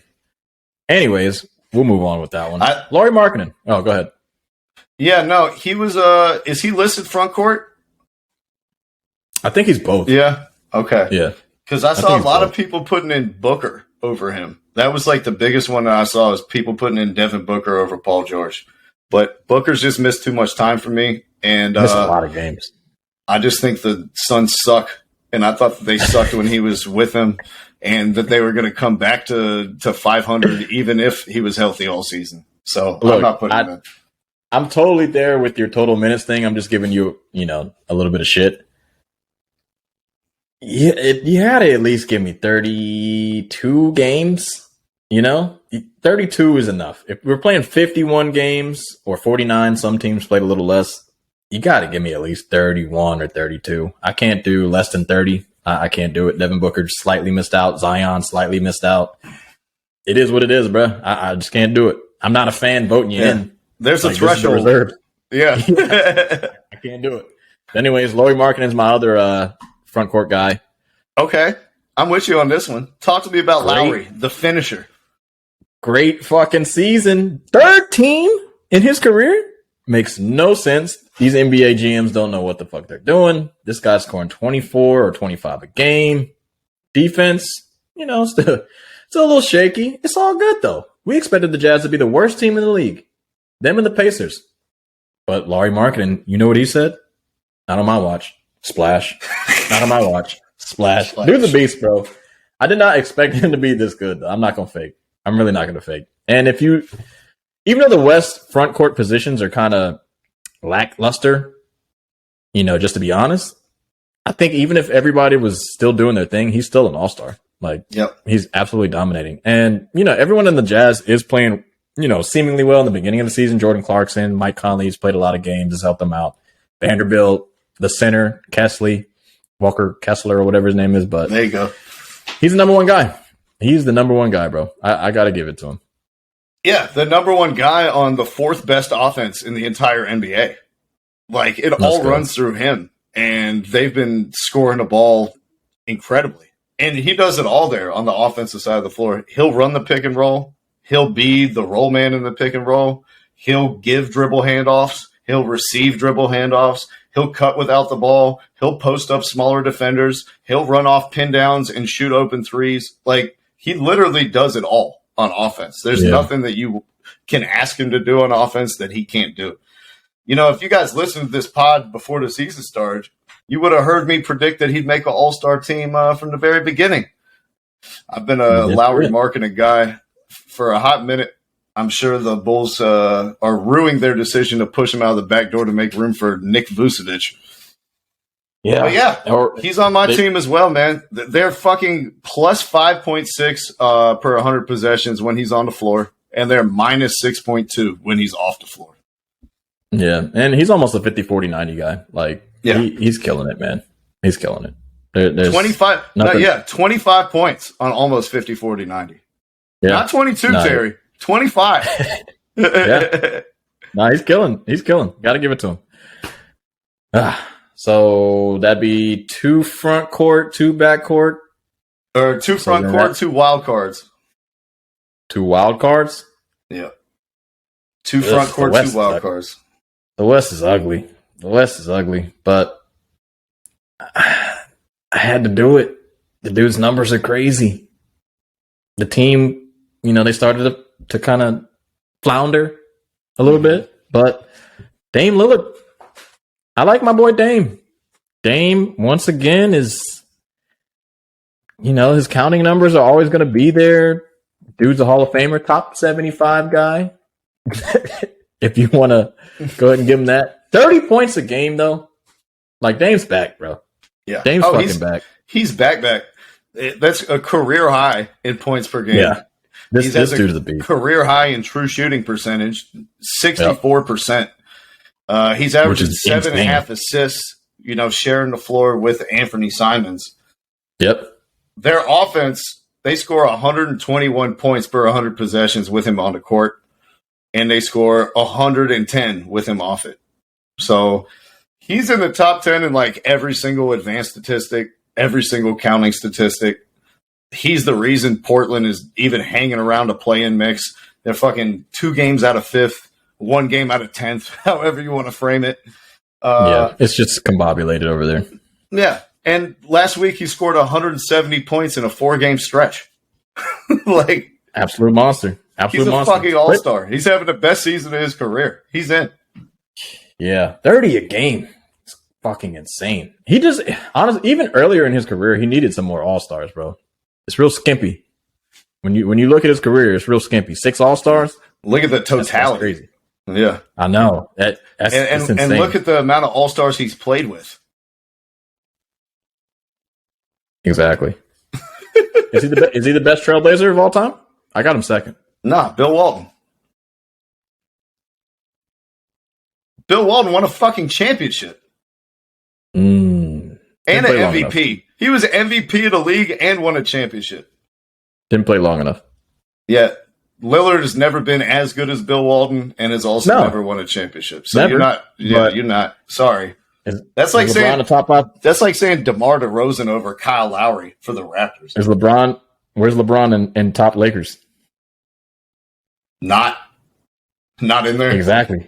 Hasn't played long enough. Just saying. I need longevity. No, it's because the Lakers have 18 championships. Portland has 1, and Bill Walton fucking brought it. That's why. No, hell no. Hey, hell a championship hits different in Portland compared to LA, Terry. Come on, LA. All right, that's fair. Who are your 2 front court guys? Oh, Jaren Jackson Jr. He's the other one. The West is fucking skimped out, dog. Zion, why couldn't you play like 4 more games? Like, this shit is so stupid. It makes no fucking sense. But defensively, Jaren Jackson Jr., there's no doubting it. Like, the dude's an absolute monster. Very similar to Bam Adebayo. I feel like he's the Bam of the West. Blocking shots. You don't think switchability, he's not as switchable as Bam, but if he's around the rim, watch the fuck out. Like, when I was watching the game last night, when they played the Cavs, main reason why they lost, the Cavs scored like 50 points in the paint. There was no Jaren Jackson. There's no Steven Adams. But Jaren Jackson and Steven Adams, the combo of them, defensively, that's Memphis all day. If Jaren can step up, play in enough games for them to make a run, I can believe in Memphis. But if he's going to be the same old Jaren shooting fucking threes, coming down, shooting walk-up threes, not going to the fucking rack, I don't believe in him. But this year, he's giving me something. Plus, when I look around the West, a lot of dudes missing a lot of fucking games. I got to give it to Jaren, second team in the West. Dude's a beast. You can give me the numbers if you want. Can you look up for me, Terry? Can you look up how many games he's actually played? Can you look up how many games he's Jaren played? Jackson? Yeah. Jackson Jr. Hold on. 35. 35 games. Yeah, he's played in 35 games, bro. All right. In the words of Skip Bayless, I am about to launch.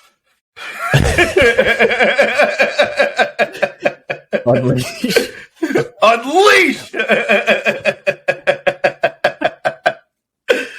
Jaren Jackson Jr. does not deserve to make the All-Star game. If you're not going to let Zion Williamson into the All-Star game, then you can't let Jaren Jackson Jr. And I'll tell you why. Because Zion's played 20 more minutes than him this season. Jaren Jackson Jr. can't stay on the fucking court. He's averaging 27 minutes a night. Yeah. 27. We're putting a guy in the All-Star game who's playing 25 minutes a game, essentially. He's averaging 16 and 7. Yeah. He hasn't been hurt. He hasn't missed games. He can't stay on the court because he fouls constantly. Constantly. Yeah. On a per-minute basis, he's one of the 20 best players in the league. The problem is, we're not doing the per 36 All-Stars. Per 36. Yeah, we're doing the actual All-Stars. And he's played 940 minutes this season, Terry. Facts. Less than Anthony Davis, 250 less than Anthony Davis, 20 less than Zion Williamson, 200 less than Devin Booker. Mm-hmm. And he's been healthy all year. I'm not putting a guy who's averaging 16 and 7 and is playing 25 minutes a game in an All-Star game. We could put you on the Defensive Player of the Year ballot. We'll make sure that you get some type of recognition. But 16 and 7, and you can't even play 30 minutes, you're not an all-star, dude. You're not making the team. Well, what do we say for all those all-stars that Rudy Gobert made? He was playing like 35 minutes a game. I mean, he was just playing defense, no offense. Also, that's back when they had the center position, remember? So they had to find a third center in the West. That's part of the reason why they changed it was because of Rudy Gobert. And changing the rules. I think all of us knew that he sucked even then. And we said it. So He sucked. Jaren Jackson Jr., I love the season you're having. I'm happy you're getting a lot of national recognition. You can't be a fucking all-star averaging 16 to 7 and playing 25 minutes. That's Nick Claxton numbers. And actually, I looked them up because my thesis is that he's Nick Claxton West. Actually, Nick Claxton has played more minutes and has an identical defensive Raptor to Jaren Jackson Jr. And he got total zero. Minutes. I like it. He got zero consideration in the East. Zero. I like it. You ready for the last one? Yeah. Oh, I'm ready. Anthony Davis. Aaron Gordon, sorry, brother. You just aren't, look. Are you the second best player on the top seeded team in the West? Yes. Anthony Davis is 20 and 10, but it's not just 20. It's 27 and 12. Yeah, it's not just 10. Yeah, it's 12. And it's also 2.5 blocks a game and 1.5 steals a game. Yeah. And 2 weeks' time, nice little section of the season. He was the best player in the league, Jokic was balling, Embiid was balling, Durant was balling, but the Lakers were probably the best team in the league for 2 weeks when he was healthy as fuck. And he had that statement game where he went head-to-head with Giannis and won decisively. Yeah. He is the only exception to the rule. Zion, you were not good enough defensively. And there's no one else in the Kawhi, you ain't not enough games. I can't fuck with it. Anthony Davis showed us why he almost was a finals MVP when they won a championship. He's the reason why they traded all those guys away. He's a great fucking player. There's nothing else I can say. The West front court was just really weak this year. And with all due respect to Anthony Edwards, Minnesota, not playing well enough, bro. It's unfortunate, but y'all not getting no all-stars this year. You're in the same bucket as the Hawks. There's been too much. Stop eating hot fries, dumbass. Yeah. Terry, I couldn't agree with you more. He made my list as well. Like I mentioned before, despite missing all these games, he's still played more minutes than Jaren Jackson Jr., who made the team. When he's on the court, I actually think he's a better defender than Jaren Jackson Jr. as well. And there's no argument about his superiority as an offensive player. I mean, he's averaging 11 more points a game and 5 more rebounds a game than Jaren Jackson Jr. So this isn't a conversation for me. If we're going to let people in who played 950 minutes into the All-Star game, like Jaren Jackson Jr., you might as well let Anthony Davis in too. Yeah. Yeah, that's mine. My last one, Terry. Aaron Gordon? No, it follows the same logic. If we're going to put Anthony Davis in for 950 minutes this season, I'm putting in Zion for 940. Fuck it. Okay. He wasn't MVP, though. A 10-minute discrepancy over the course of a season, that's fucking nothing. He wasn't MVP, though. He wasn't MVP. Zion. No, I never say he's MVP. That's not, you got to be great. No, he's not MVP, but I'm just saying, I understand the minutes discrepancy, but Anthony Davis was MVP conversation. Zion, the team was good, but he wasn't in the MVP conversations. Here's the thing with Zion. He was on the fringes, all right? Nobody was stopping him. He's leading the whole league in field goal percentage, with a minimum amount of attempts, leading the whole league in effective field goal percentage. He was averaging 26, 7, and 5 over a steal. And his usage was still crazy low. He was outside the top 45 in usage. And he's still putting up all those. There was no one in the league who can guard him when he was still healthy. Nobody. There's not a single matchup in the NBA who can check Zion Williams. The only thing that can check him is his knees, his ankles, and his waistline. Those are the only 3 defenders that can strap him. And despite all that, Terry, he's averaging 19 points in the paint this season, which is fucking 4 more than the next player, and is shooting 61% overall. Yeah, absolutely. When you talk about unstoppable force, the first name that comes to my mind is Zion Williamson. If we're splitting hairs and we're letting guys in with 900-something minutes in the air, and we're considering between Devin Booker, Jaren Jackson Jr., Anthony Davis, and all these other guys, I think Zion's been the best out of all of them. And the Pelicans, when he got hurt, they were 23-12, and they were 1 game behind the best record in the West. They fallen apart without him. But if we made this list 2 weeks ago when they were still 23-12, and we had been the Pelicans have no all-stars, people would have lost their minds. Yeah, but ebbs and flows. Plus, Brandon Ingram has only played 19 games, so that kind of fucks up their shit. Because I think both of them were all-stars last year, if I'm not mistaken. Were they? I think so. Let me check. I feel like Brandon Ingram should not have made it. with all due respect to CJ McCollum as well, I'll give you a little bit of credit for keeping them sort of afloat, even though they're really falling. I mean, they're still in the play-in, but if it's just going to be him, I think they're fucked. Oh, no, never mind. Yeah, that was a while ago. That was his first season in New Orleans when he was an all-star. Never mind. Yeah. Brandon Ingram, sorry. So, Zion, you still make it. Anthony Davis, you still make it. Jaren Jackson Jr. He's the only change that I had on the whole West out of the whole ballot. Jackson? I didn't expect that Paul George was going to make it.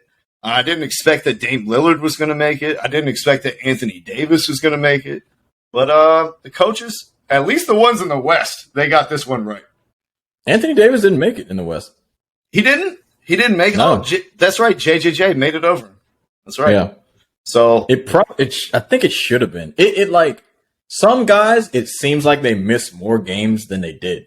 Yeah. Because I don't think they look at. And that's why I go to the minutes played. Because it's you get bamboozled between Jaren Jackson Jr. and Anthony Davis if you just looked at the games played. But you're like, oh, wait, Anthony Davis actually been on the court playing basketball more often this season. Maybe. I mean, total minutes, yeah, I got you. But I don't know. I just like it when a guy plays in the game. If I see his face, I'm like, oh, he was at that game. Opposed to, oh, he played 6,042 fucking minutes, but you missed the last 8 weeks. All right, cool. See you later. I feel like you should almost get more credit, though. If you played 950 games and it was due to injury, I feel like that's understandable. But if you played 950 minutes because of the coach's decision, I have a hard time putting you in that same spot. I got you. I think people are going to start to catch wind of the minutes opposed to actual games played pretty soon, if not right now. I'm totally there with you. I'm just trolling you. But it's just a number you pull up and you're like, oh, 35 games, 28 games, all-star, not all-star. Right. Sorry. But when you look at the totals, you're like, hold on, this dude played 50 more minutes than you did total. I get it. I totally get it. But I don't know. I don't know how Hey. fast that's going to change. I'm not sure. It seems like a rush to anoint him. You know what I mean? It's very exciting. Jaren Jackson Jr.? Yeah. Like how much better is he than Nick Claxton, realistically? Marginally? I think he's a lot better than him. Nick Claxton he's a plays lot better. 34 minutes a game. Nick Claxton stays on the court without fouling and has been the best defender in terms of switches this whole season and is crazy at the rim and in the passing lanes. He's there, but I don't know that like something has to be said about like me watching the game and I'm like, is Nick Claxton on the court? Like I feel like I forget about him sometimes. I always know that Jaren Jackson's on the court because when teams drive, they're like, oh, and they kick it out. You know, there's something to be said about presence, even though he only statistically has one block. He's got crazy ass highlight blocks, dudes always. Well, there. Jaren Jackson is averaging 3.3 blocks a game, so he's definitely swatting. 3.3? Yeah, I must have looked at steals or something accidentally. Then yeah, it's 3.3. So he's definitely deterring the rim. That's fucking insane. Then what's the conversation? Shit, I fucked up. It's not all about block shots. It's because he tries to block every shot, and so he's constantly in foul trouble. No wonder you have all these block shots. You jump at every fucking shot attempt. Maybe, 3.3. Maybe if you didn't hunt all these block shots, you'd average more than 7 rebounds a game for a fucking center. Hey, man, as a person that is leading the league in casual takes, Jaren Jackson Jr., pull up that top 10. Kendrick Perkins might be coming for that crown, Terry. Hey, top 10 blocks, highlights. You pull that up, you're like, damn. You pull up Nick Claxton top 10 plays, you're like, carry the hell on. Facts. Oh, man. Well, I think that concludes our NBA All-Star Selection Show. Thank you guys so much. You want to do Rising Stars? You want to do a live Rising Stars draft for a fucking hour and a half? I do. I do. I can still keep going. We'll do that in 2 weeks, right before the NBA All-Star game actually pops off. And if anybody doesn't know, they have a pool of 20 players now for the Rising Stars games. They got 15 combined rookies and sophomores, and then 5 guys from the G League, and they'll have a mini tournament where it's like 4 teams of 5, and then you see who wins the mini tournament. So we'll make our own teams of 5 and draft them down. See who gains the upper hand. We might have to simulate it on 2K just to be definitive about it. We can do that, and if you want to do like dunk contest or any of that type of shit, we can do that if you want. But I don't know. It's always like interesting. Like they can be so creative with the Rising Stars shit, but when it comes to anything else, they absolutely have no idea what to do. Like you come up with so many different ways to make the Rising Stars game be competitive or look cool or have like the best players in it with like either if it's like fucking World versus USA or doing this type of shit, but can't somehow get the best dunkers in. Can't pay Ja $10 million. I'll tell you exactly why, Terry. It's because first and second year players are the only guys in the league who are willing to be shown up on a national spotlight. Yeah. They're the only ones willing to take risks and willing to put themselves out there. Any established all-star player is not going to enter in like a one-on-one competition and have footage of them on the internet getting cooked by Kevin Durant or something like that. It's only the young guys who are trying to prove their place in this league who are so eager. You know, that's how we get those moments like between Tim Hardaway Jr. and who was it? Brandon Knight? I don't remember. Oh, you're talking about in the Rising Stars joint? Yeah. It's Tim Hardaway Jr. or someone else. We had Kyrie Irving making Brandon Knight fall. You know, these are the only times that you're going to get people to like be willing to be embarrassed is when they're young enough to not know any better. And as soon as you get a couple years in the league, it's like, why the fuck would I go out there when I could possibly get made to look a fool on national TV? Ain't no way I'm doing it. Cassius Stanley, get in here and dunk this basketball. I'm concerned about the dunk contest. I don't even know. I don't think it's going to be good. But sometimes it's the best when I think it's not going to be good. Who are the participants? I don't even know the participants. I saw they had another G League guy. I don't know. Oh, Matt McClung. He's in it from the fucking G League. Oh, he's pretty good. He's pretty good at dunking. He's in it. Oh. Shaden Sharp is in it. He's pretty good at jumping. I think Trey Murphy is in it. From the Lakers? No, from the Pelicans. Yeah. I think he's in it as the most random pick. And then I want them to have like a ground bound guy just for comparison. Just so we can see like what a regular dude looks like. It's like have 4 guys that are all high flyers and then have fucking Jokic or Şengün get out there and try to show us what they got. Just so we can appreciate it fully. I want to see Grant Williams. Grant fucking Williams just rumbling and fumbling out there on the guy. I want to see Boban try to dunk from the free throw line. Oh God, that's crazy. They might have to give him a ladder. Yeah. I don't know. If there's no Ja, I don't even know if I want to watch it. I'm sick of Ja being a bitch, so I'm out. I ain't watching it. Do you think LeBron will do it? You think Bron will do it in his last year? And maybe his last year, maybe he does it with Bronny. Like if they're both in it, he's like, I wouldn't do it before, but a father-son type of deal, I'll do it. Maybe, but I wouldn't want to watch that. He can't jump. You see him now? He's barely dunking. He's dunking 7% of all his baskets, the same as his prime season, man. He's 6'9". He's smart, but he ain't high flying. Like sometimes he gets up, but I don't know. He's got to charge it up first. Like he can have that first big jump, but there's no second and third jump. You got to charge it up all the way. If you watched the McDonald's dunk contest that he was in, I'm not interested in watching LeBron in a dunk contest. Did you ever see that one? No. Trash. It was so bad. He didn't do anything. It was nothing exciting. Go look at it. Everybody look it up. Garbage. That is one of the worst dunk contests I've ever seen. Disgrace. His last dunk of the first round, as he knew he was going to get in, all he did was jump as high as he could and threw it down as strong as he could. And they gave him a 44.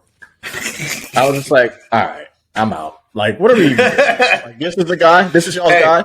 What was it worse than watching Cole Anthony try to dunk in Tim's or John Collins kick the fucking wing off a Tuskegee Airman's plane? Or Chris Anderson, the Birdman, taking 35 attempts for a full court dunk? I still think Birdman's is the worst of all time. I still don't think there'll be a worse dunk contest than that. That one was crazy. I don't know. No, the Candace Parker one, when she won, that one was pretty bad. That's been scrubbed from my CPU. that was deleted to make room for new storage. That one was hilarious.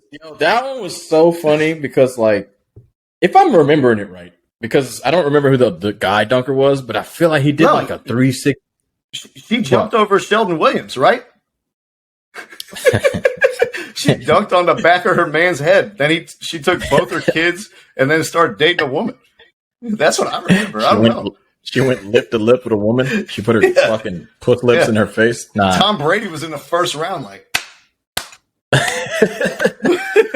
If you're explaining, you're losing. 10. Hey guys, I give this podcast a perfect 10 out of 10. I hope you guys would as well. If you feel that way, make sure you drop a like. Make sure you hit that subscribe button. And we'll see you guys on Tuesday for Kicking It with the HLS Pod. Yes, sir. North Carolina. Continue to stand up, man. Peace, bro. Thank you for listening to our podcast this evening. Thank you. You're far too kind.